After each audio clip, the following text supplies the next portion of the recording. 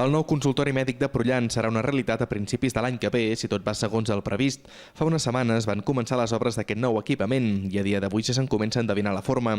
L'edifici s'està construint en un terreny molt cèntric, adquirit fa anys per l'Ajuntament, i a banda d'acollir el consultori permetrà guanyar aparcaments i un mirador a la part superior. L'obra consisteix, en primer lloc, a traslladar el dispensari mèdic que teníem a l'Ajuntament, al qual avui dia els departaments que tenim designats ens fan falta per l'Ajuntament, i llavors aquí es fa el dispensari mèdic.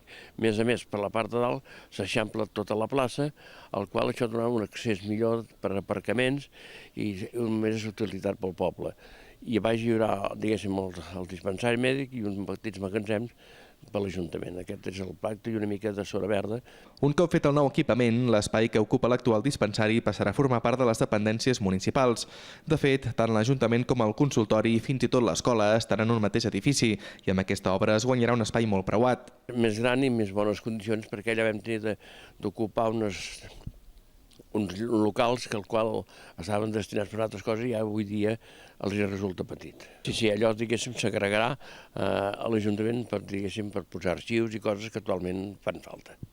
La construcció d'aquest nou edifici i l'habilitació del seu entorn costarà uns 400.000 euros i l'Ajuntament de Prullans ho ha pogut finançar amb les ajudes de la Diputació de Lleida i del Pla Únic d'Obres i Serveis de la Generalitat.